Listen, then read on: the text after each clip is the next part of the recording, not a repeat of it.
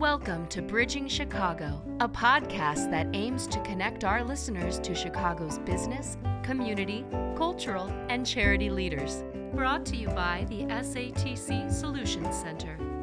You can connect with us on Instagram or Twitter, where our handle is @BridgingChicago. For more information, including our email, visit us online at satcsolutions.com. Be sure to rate and subscribe to Bridging Chicago on iTunes, Spotify, or wherever you listen to this podcast. Hello, and welcome to Bridging Chicago. I'm Leona Kuhar, and I'm your host today on this podcast. Our guest today is Peter Toepfer, the Executive Director of the Center for Housing and Health here in Chicago, also known as CHH. Peter, welcome to Bridging Chicago. Thank you so much for having me, Leona. Maybe we can start by having you tell us a little bit about yourself and how you got started with CHH. Sure. So I came into the work of trying to end homelessness initially through direct relationships with people who were experiencing homelessness, living on the streets and in shelters as part of a volunteer experience called the Jesuit Volunteer Corps after college. And that experience, which was in Los Angeles' Skid Row, made me very angry because it highlighted the inequities, both in terms of physical space between a place that had a huge financial district and then a place where there was literally thousands of people experiencing homelessness that were within a couple blocks of each other. And so getting to know folks who were experiencing homelessness and through their strength and resiliency, but still a great deal of struggle, really solidified my passion and deciding that this was the work that I wanted to do with my life. And fast forwarding a bit to joining the AIDS Foundation of Chicago, which is the parent company for the Center for Housing and Health. I was one of the first employees as we were building out this new center that looked to bridge the gaps between the housing world and the homeless world, because that's really critical for all of us as human beings to have all parts of ourselves and all of our different needs met. And so the Center for Housing and Health is a place where we try to do that to ensure that people can reach their full potential and have lead their healthiest lives. And so the reason that I continue this work is that we are not done. We're nowhere near ending homelessness in this city, much less this country, and that it is, I think, even more clear than ever with kind of the fault lines that were demonstrated through the COVID-19 pandemic about just how precarious housing is for so many of our neighbors. And I was going to ask you, what role did COVID play in homelessness? What impact did it have? So I think that I think we're still waiting for the most dire consequences of the COVID-19 pandemic here in Chicago and Illinois, in part because of the strong advocacy of so many people in the community. We've continued to have an eviction moratorium up until the start of this month. Mm-hmm. And so that meant that there was additional protections for lots of our neighbors.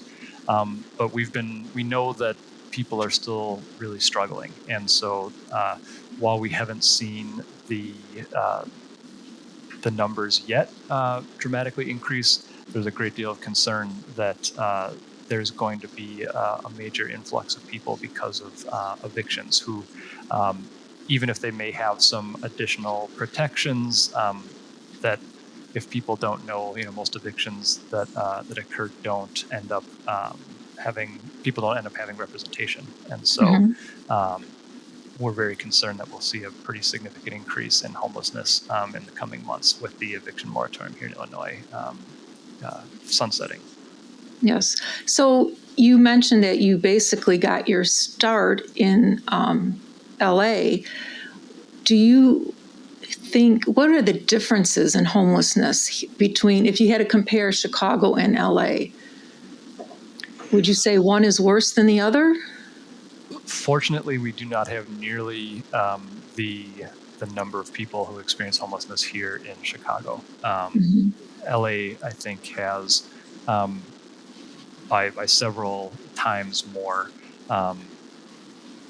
the number of people who experience homelessness. Now, LA is a larger city, Yes. but I think even proportionally, there's more people experiencing homelessness. So I think that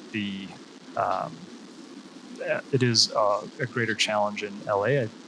At the end of the day, the homelessness is directly connected to the affordability of people's homes, and Right. that while we have an affordability crisis here in Chicago and most other metropolitan areas, it's not as pronounced as in Los Angeles.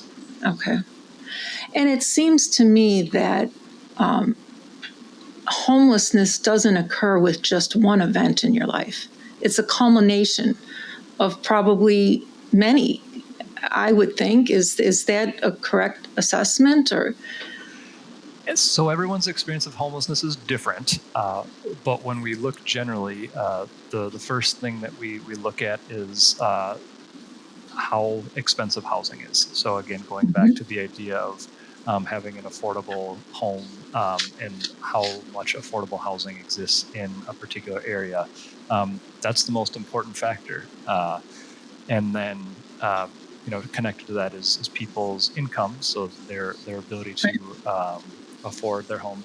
But as you're pointing out, Leona, that life circumstances are often what then lead to experiences of homelessness. So a death in the family, a health crisis, a divorce, a domestic violence situation, all these things are what can lead someone to having a stable home to all of a sudden no longer being able to afford that home, losing income, losing employment, and then becoming homeless. so, what are some of the services that you might provide? I mean, I know CHH provides many services, but what would be some of the most pronounced ones that you might provide to a client?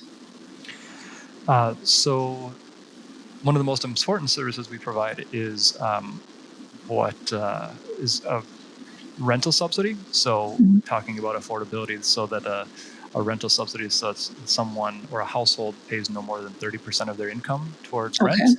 And then connecting that to services, so that if we know, as you pointed out, there's often a number of different contributing factors to someone becoming homeless. And often having services connected can help people to overcome the challenges that helped lead them to homelessness, whether that be a health challenge, a mental health challenge, employment, so that services are tailored to a person and literally go to people's homes and then help them reach their goals. So those are the types of services that the Center for Housing and Health has. We have a number of projects that use those types of services. We call that permanent supportive housing. And so the other piece of that is that there's not a time limit. So we don't say, in a year or in 2 years, this rental subsidy and these services are going to end. We really worked with individual people and individual families to help meet their needs and meet them where they are. So you offer continuity. Absolutely. Yeah. We want to be a source of stability and help those families and individuals maintain housing stability as core components, because homelessness is an emergency, is a crisis, and so that continuity is really important. And it seems like it could be very slick, like a vicious cycle. Yes, yeah, I think that's absolutely right. That's exactly what happens is people get stuck in that cycle. And sometimes with just some additional support, that cycle is one that we can break with, you know, with individual people who, never discounting the amount of work that it takes to overcome that experience of homelessness. But the center is there to provide that support so that people don't remain stuck in that cycle. Yes. So it seems like the center offers a very holistic approach to people experiencing homelessness. Yeah, the idea is that all the services that we offer are voluntary, and that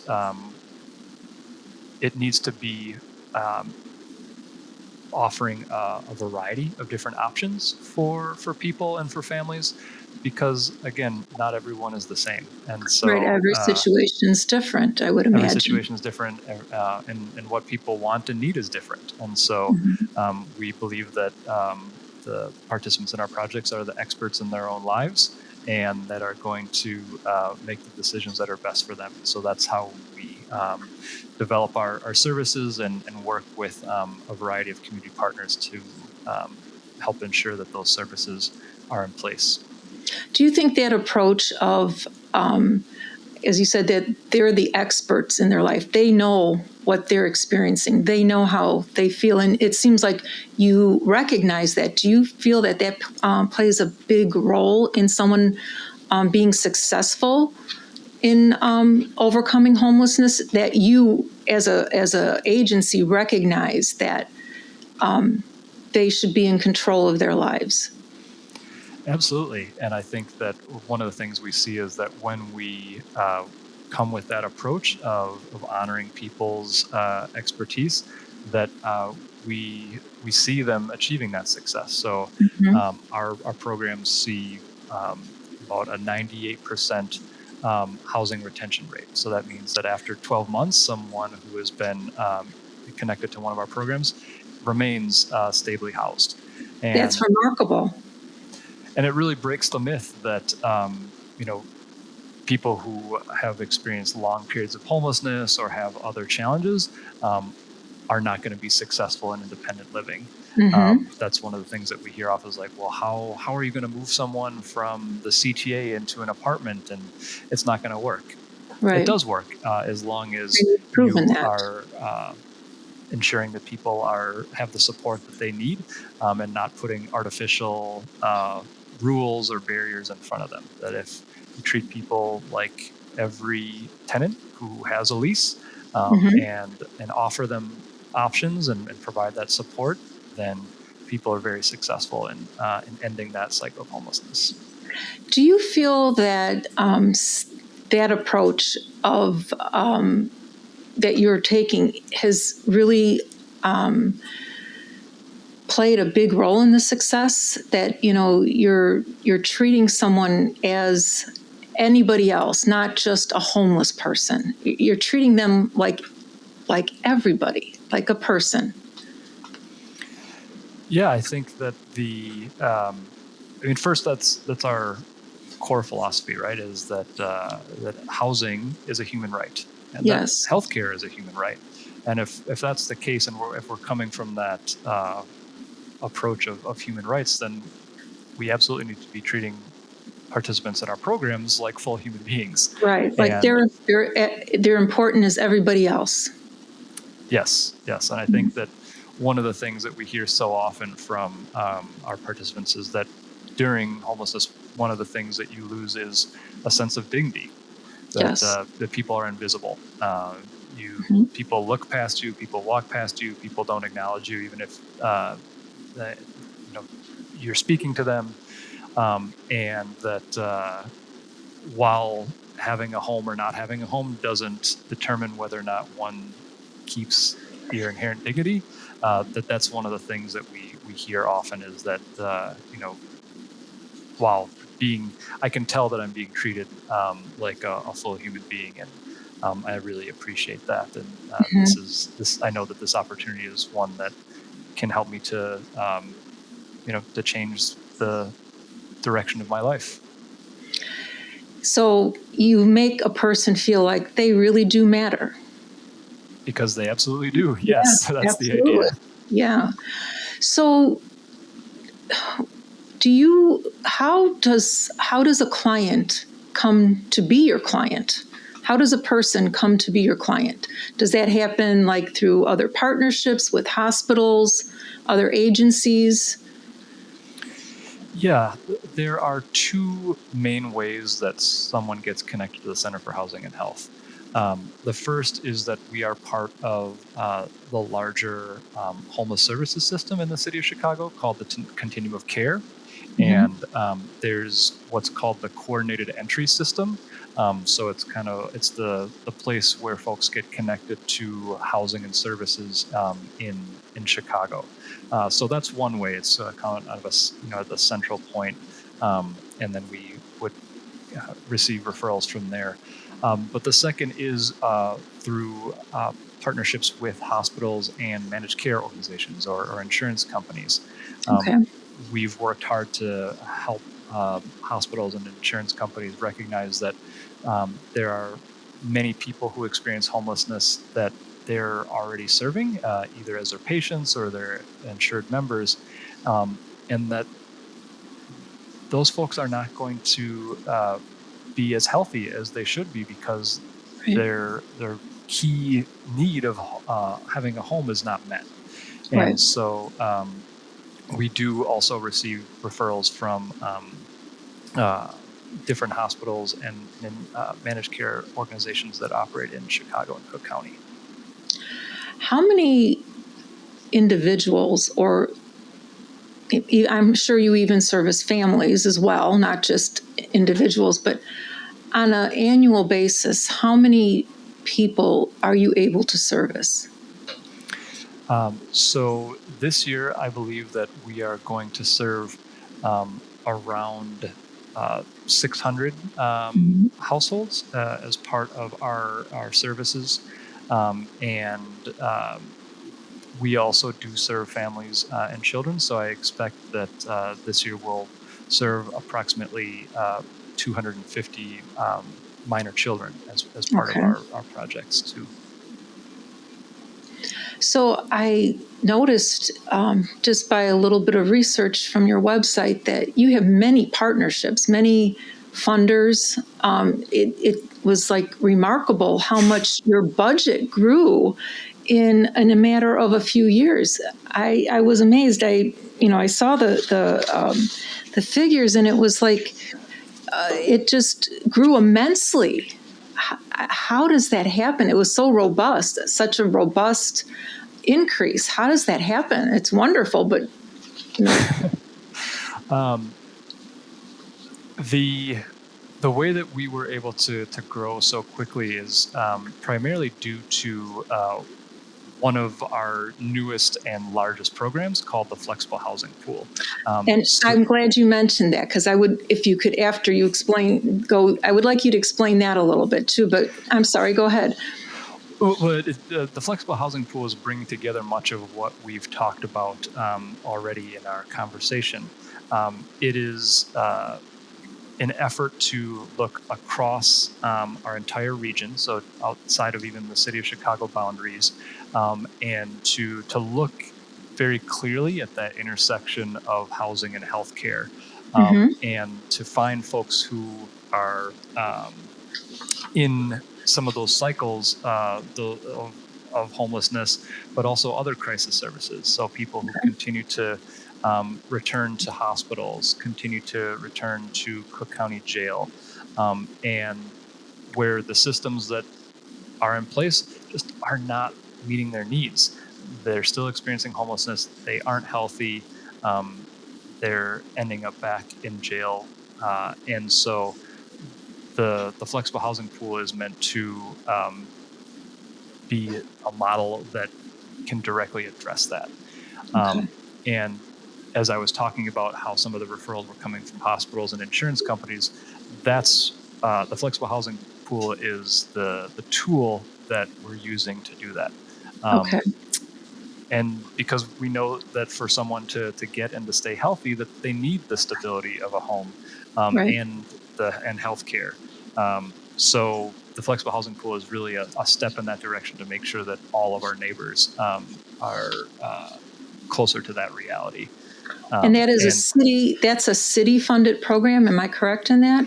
It is city and county Okay. and privately funded. So that's one of the things okay. that's So it's a unique, collaboration. it's a collaboration. And so you saw those partners. There are lots of different partners that are both funders, but also providing some of the services. So the Center for Housing and Health is almost like the air traffic controller of the Flexible Housing Pool project. But we work closely with a number of different partners who provide those participant-centered services that we were discussing earlier, go to people's homes out in the community once they sign that lease and have those keys. Yes. So, yeah, when I was talking about the budget increase, I saw that in 2011, you had a budget of about $100,000. In 2017, $5 million. That's amazing. Did you expect it to grow like that? It's hard to imagine the growth that we see, but I guess I can imagine an end to homelessness, and I understand that in order for that to happen, we as a community need to invest substantial resources because we have the tools to end homelessness, but we don't currently have the resources or the political will that go with it. And so on one hand, I would say, no, I couldn't imagine that level of growth. But on the other, when I really envision what I want this city and this the Chicagoland to look like for my children, it's communities that don't have homelessness. It's not seeing people on the train or in the parks living in tents.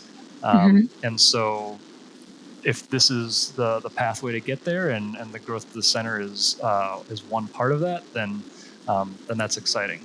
Yes. So what differences, even in just say 2 or 3 years, what differences do you see today? Is it better? Is it worse? In terms of the data that we're seeing, it is there are more people that are homeless in the last 2 years. Okay. And that doesn't include the potential increase as a result of COVID and the economic impact that had on so many Chicagoans. So in that sense, I think that it's getting worse. The flip side of that is that there's far more attention on housing and homelessness than there has been in my career. And that's a very positive thing. It is. It's a very positive thing. There's greater recognition that we have so much more to do to ensure that people do not end up experiencing homelessness and to really invest in housing in a new way. So in that sense, there's some hope.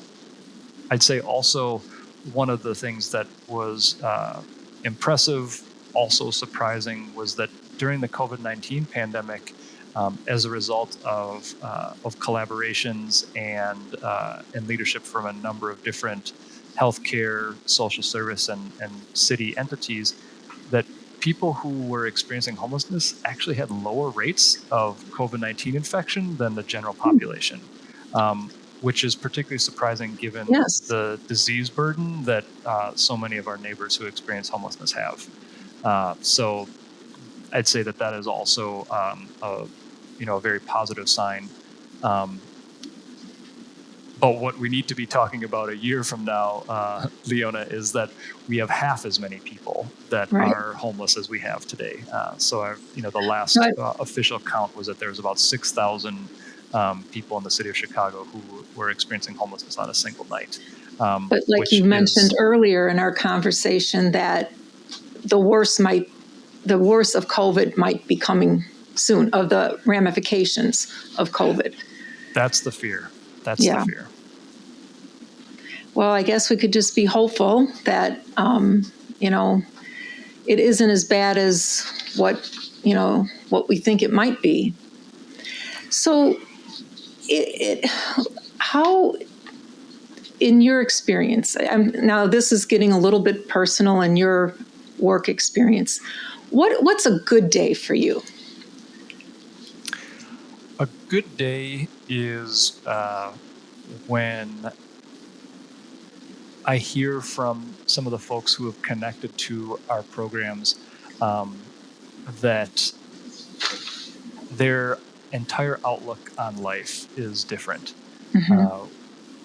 That the lack of dignity, the shame that they might have felt when they were experiencing homelessness is now replaced by joy at having an apartment, by reconnecting with children or grandchildren, with the ability to finally have the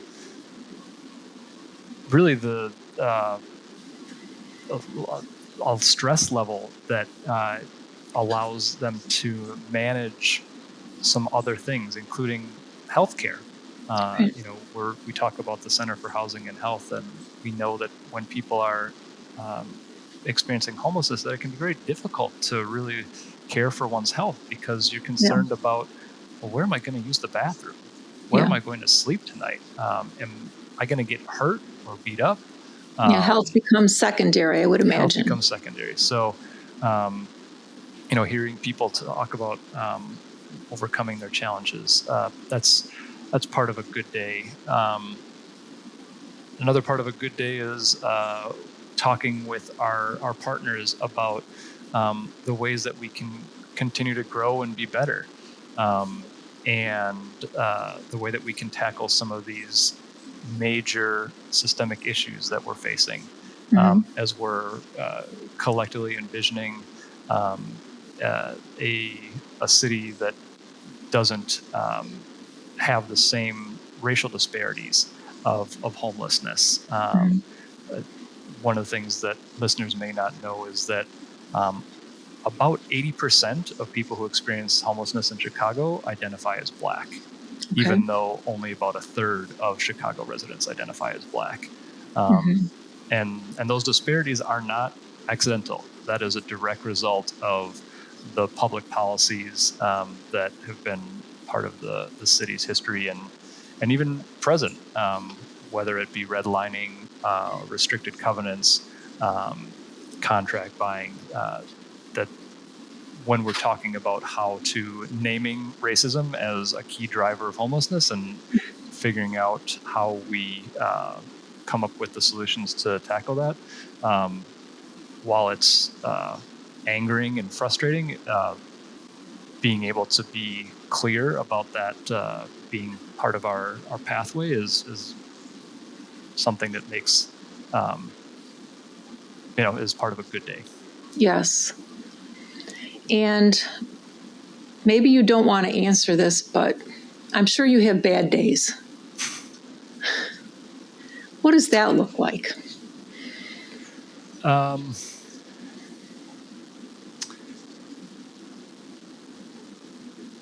bad day is when it feels like we're just hitting our head against the wall. When we look at some of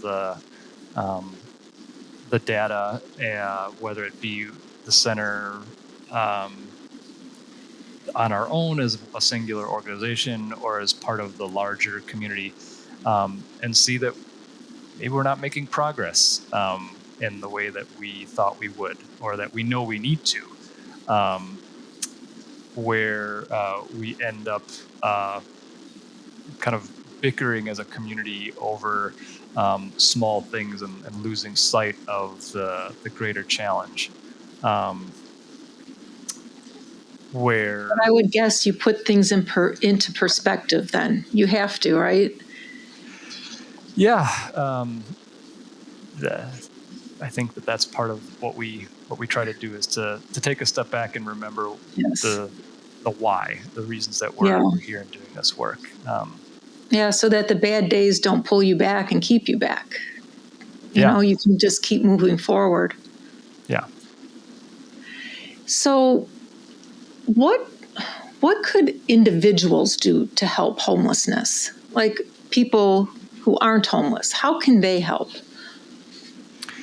I think the first thing would be for people to recognize that affordable homes are an essential part of every community, and that no matter where one lives, that it's important to have affordable homes that are part of that place.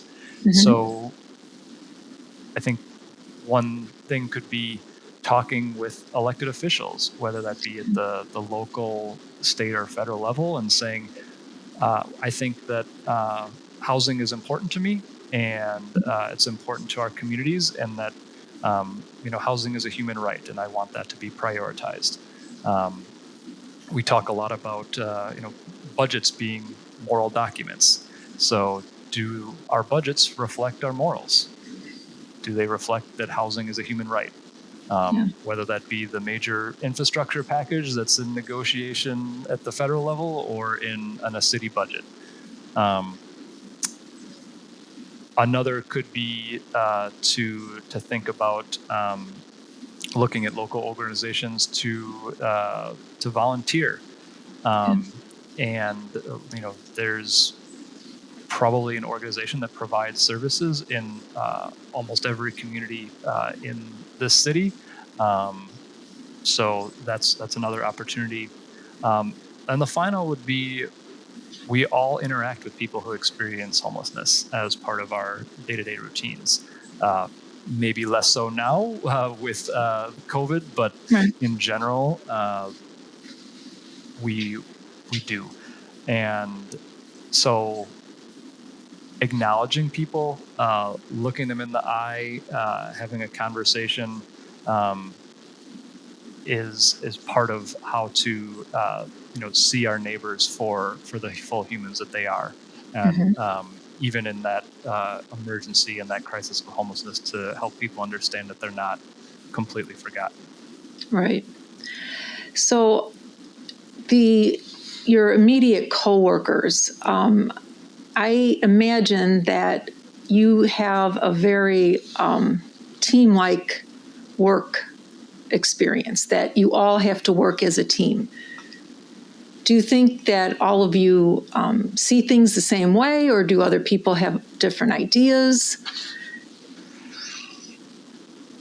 We all share a core set of values and philosophies, and I think that's part of what makes the team grounded.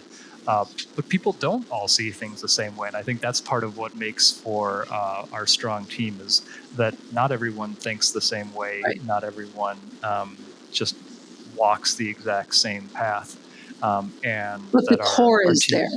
The core is there. So right. having that core, commitment to values is what's most important. But then a variety of perspectives, life experiences, really is what makes our team stronger. Right. And that people have the chance to express those different views, and to have some healthy debate at times, is part of what makes us a stronger organization, and pushes us to be better, because no organization is perfect. Right. And I mean, everyone has different ideas, and those ideas, a lot of times mean progress. Yes. So if someone another thing, I'm sorry, I forgot another thing that was very impressive that I wanted to bring up on your website. I noticed that it's very inclusive. Like, you could find out about a person, an individual, could find out about affordable housing, tenant rights. I think your website is wonderful in that aspect. That, any person could just start to look and say, hey, there might be answers for me. Thank you.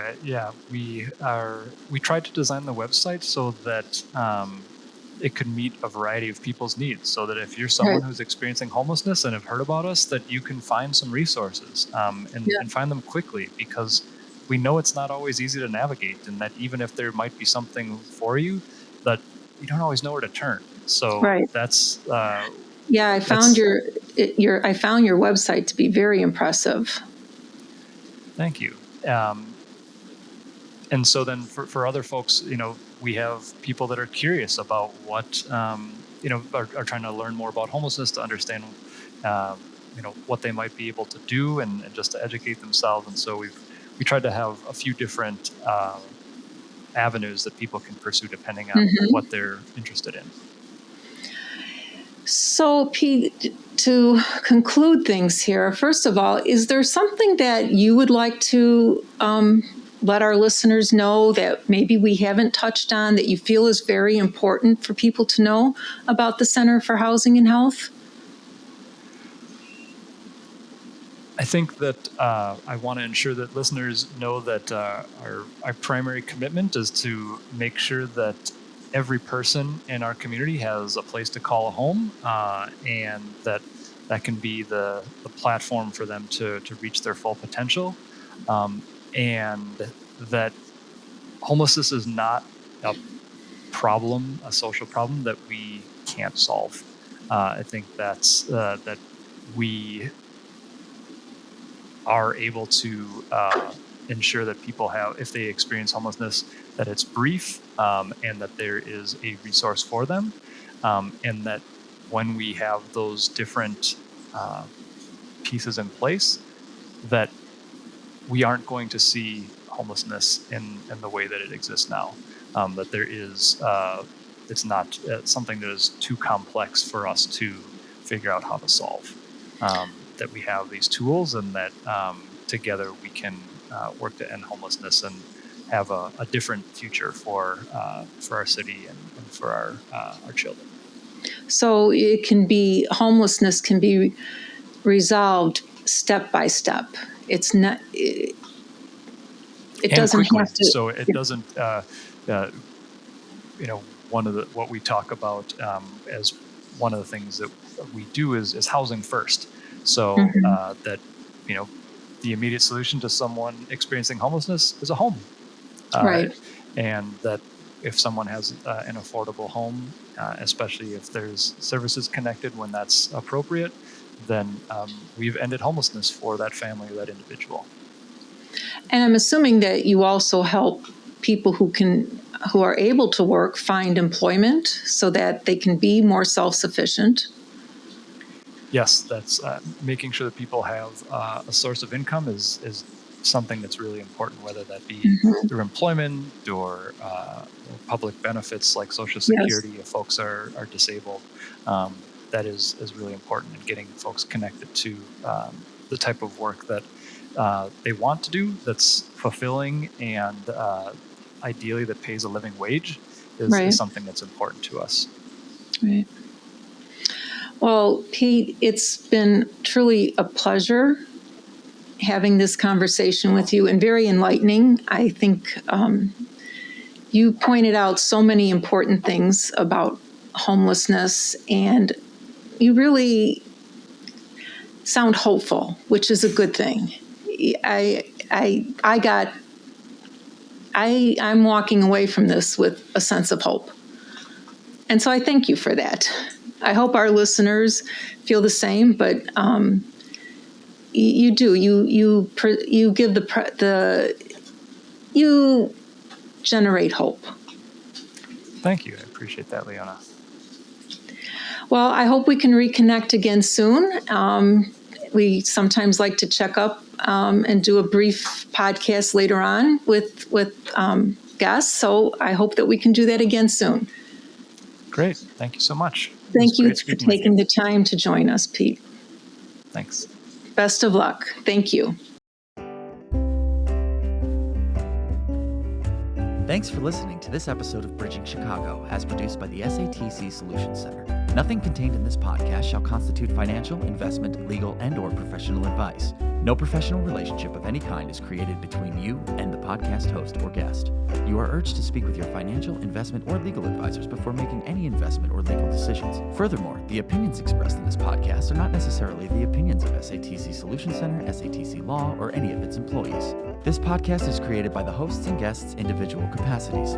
All opinions on this podcast are or have been rendered based on specific facts, under certain conditions, and are subject to certain assumptions and may not and should not be used or relied upon for any other purpose, including but not limited to, or use in or in connection with any investment purposes or legal proceeding.